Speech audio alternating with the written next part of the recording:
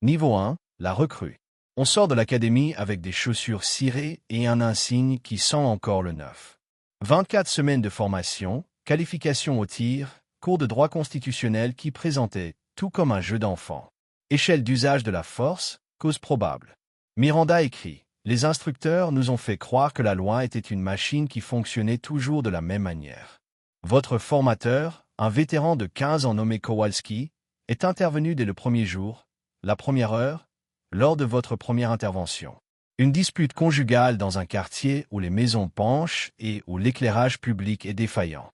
Vous arrivez, prêt à appliquer la formation. Technique de désescalade, voix calme, respect scrupuleux des procédures.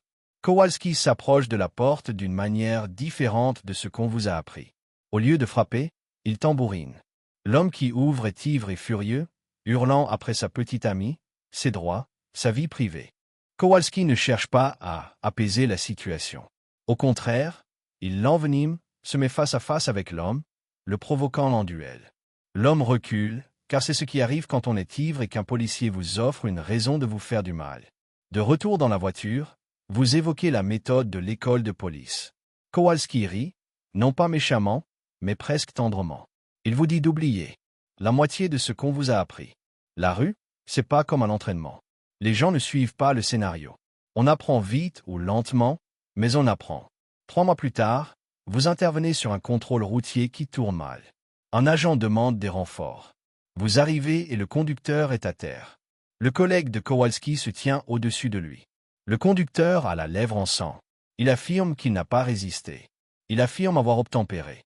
L'autre agent dit que le conducteur a essayé de s'enfuir, de se battre, qu'il a cherché à s'emparer de quelque chose qui aurait pu être une arme. Vous n'avez rien vu. Vous êtes arrivé après. Mais quand le sergent vous demande votre rapport, tous les regards se tournent vers vous. L'autre agent a besoin que votre déclaration corresponde à la sienne. Pas exactement, juste assez. Vous écrivez ce qu'on attend de vous. Le conducteur était agressif. L'agent a fait un usage proportionné de la force. Rapport rédigé, affaire classée. C'est la première fois.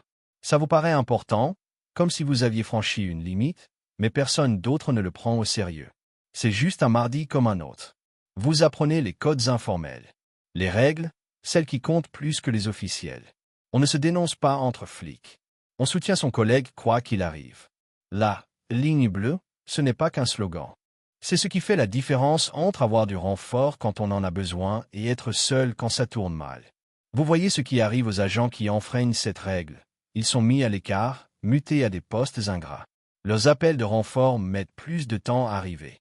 Le commissariat ne les renvoie pas. Il les pousse simplement à démissionner.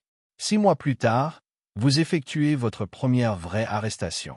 Un dealer qui sévit à un coin de rue connu de tous. Vous l'observez pendant une semaine, vous apprenez ses habitudes.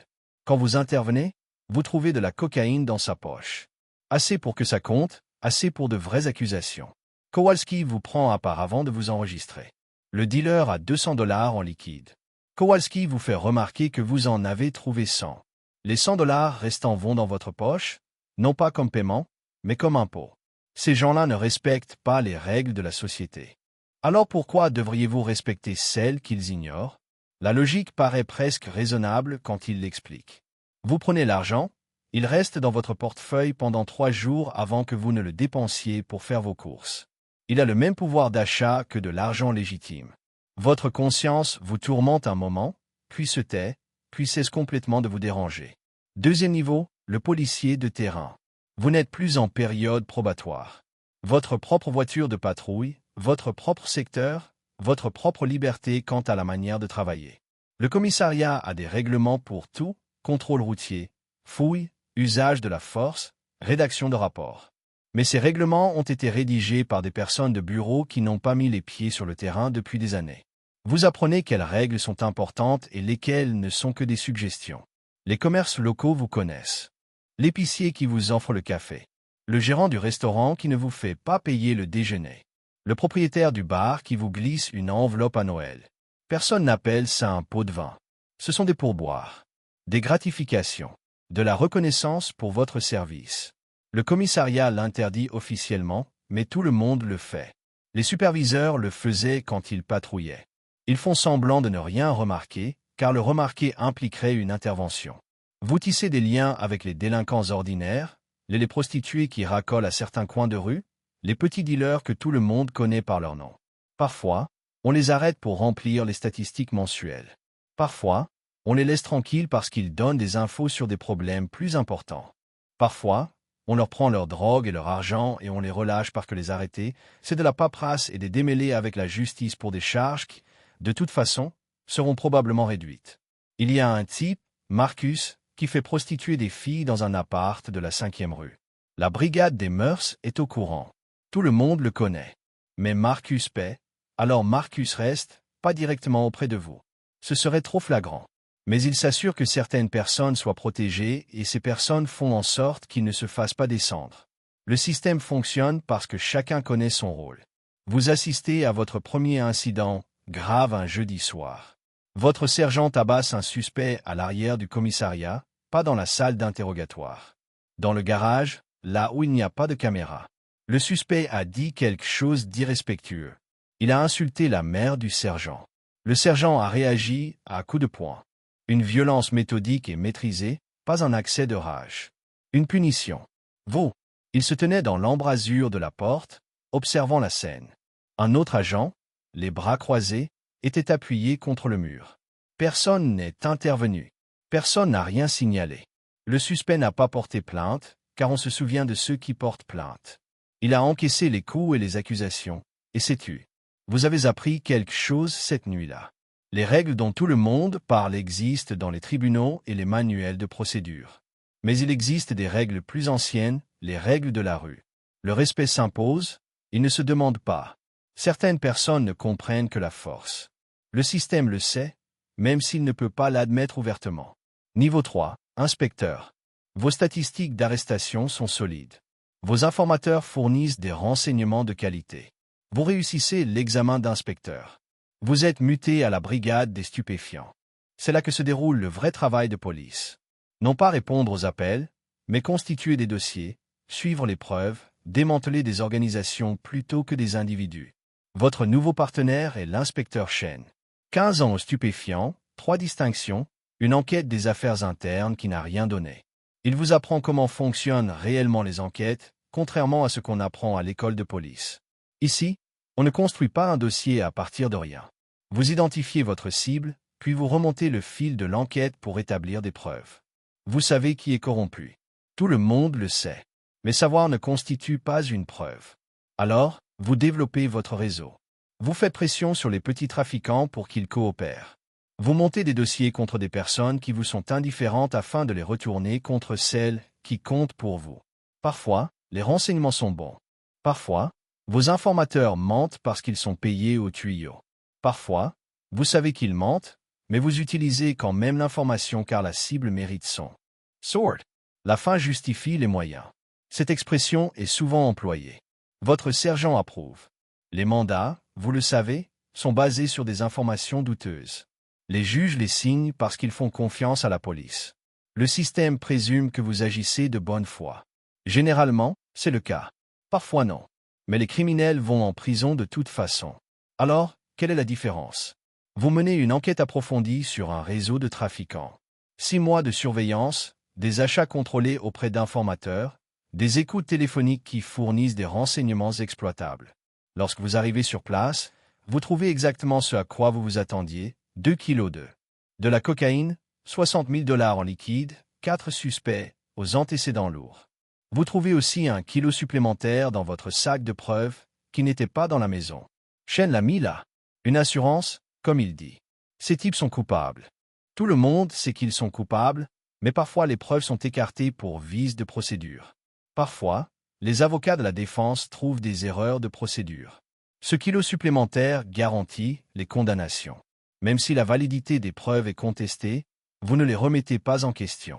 Vous consignez tout ce qui est découvert sur les lieux. Les suspects écopent de 15 ans. Ils allaient en prison de toute façon. Vous avez juste confirmé cela. Niveau 4, le groupe de travail. Votre travail dans la lutte contre les stupéfiants est remarqué. Le FBI dirige un groupe de travail ciblant le crime organisé. Ils ont besoin d'agents locaux qui connaissent le terrain. Vous êtes sélectionné. On entre dans la cour des grands. Ressources fédérales, cible fédérale, pression fédérale pour obtenir des résultats. Les affaires sont complexes. Blanchiment d'argent via des entreprises légales. Trafic de drogue transfrontalier. Corruption qui touche tout le monde, des dealers de rue aux conseillers municipaux. Vous apprenez que les agents fédéraux ont des règles différentes. Ils peuvent faire des choses que la police locale impossible. Surveillance prolongée, meilleure technologie, budget plus important. Ils tolèrent aussi différemment les raccourcis auxquels vous êtes habitués. Votre superviseur au FBI s'appelle Rodriguez. Intelligente, méticuleuse et obstinément attachée au respect des procédures, elle remet en question vos paiements aux informateurs. Elle vérifie vos rapports pour déceler les incohérences. Elle ne comprend pas que le travail de terrain exige de la flexibilité, mais vous vous adaptez. Vous apprenez à documenter les choses comme le souhaitent les procureurs fédéraux. Vous apprenez quels détails inclure et lesquels simplifier. La vérité est complexe. Les rapports doivent être clairs. Parfois, la clarté implique de réécrire la réalité. Le groupe d'intervention démantèle une opération majeure. 18 arrestations, 6 millions de dollars d'actifs saisis. Conférence de presse avec le maire. Félicitations à tour de bras. Votre rôle a été déterminant. Vous avez fourni les connaissances locales qui ont rendu tout cela possible. Ce qui n'est pas mentionné, c'est comment vous avez obtenu certaines de ces informations. Le trafiquant que vous avez mis sous pression en menaçant d'arrêter son frère sur la base de preuves fabriquées. L'informateur que vous avez payé avec de la drogue saisie dans une autre affaire. La surveillance que vous avez menée sans mandat, car attendre aurait fait rater l'occasion. Rien. Cela apparaît dans les rapports. Les condamnations sont maintenues car les accusés sont coupables et tout le monde le sait. Niveau 5, sergent. Vous êtes promu à nouveau. Vous supervisez maintenant d'autres détectives. Votre travail consiste à obtenir des résultats et à protéger votre équipe. Le département exige des chiffres, arrestations, saisies, taux d'élucidation. La manière dont vous atteignez ces objectifs vous regarde, tant que rien ne crée de problème. Vous avez 8 détectives sous vos ordres. Certains sont méticuleux et rigoureux. D'autres prennent des raccourcis. Votre rôle n'est pas de les arrêter. Votre rôle est de vous assurer qu'ils ne se fassent pas prendre. Vous leur transmettez votre expérience. Comment rédiger des rapports qui résistent à l'examen? Comment recruter des informateurs fiables? Comment témoigner de manière à paraître crédible, même en arrangeant les faits? Vous ne leur apprenez pas à être corrompus. Vous leur apprenez à survivre dans un système qui exige des résultats, mais restreint les méthodes. L'écart entre ce qui est attendu et ce qui est autorisé requiert de la créativité. L'un de vos détectives se retrouve dans une situation délicate. Les affaires internes enquêtent sur lui pour vol d'argent appartenant à un trafiquant de drogue. Appartement. C'est lui qui l'a fait. Vous savez qu'il l'a fait. Tout le monde le sait. Mais vous savez aussi que son départ signifie que votre unité n'atteindra pas ses objectifs trimestriels. Vous l'aidez à se préparer pour l'entretien. Vous coordonnez les versions des faits avec les autres agents présents. L'enquête conclut à l'insuffisance de preuves. Il reste en poste. Votre unité continue de produire.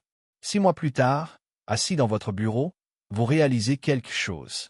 Vous êtes devenu celui que vous aviez juré de ne jamais devenir. Le sergent qui a couvert les flics corrompus. Le détective qui a fabriqué des preuves. Le policier de rue qui a accepté de l'argent des trafiquants. Vous vous dites que tout a commencé par de petits compromis, des adaptations nécessaires à des exigences impossibles. Mais il n'y a pas eu un seul moment où vous êtes devenu corrompu. Juste un millier de petites décisions qui semblaient raisonnables sur le moment. Chacune a facilité la suivante. Maintenant, vous enseignez les mêmes leçons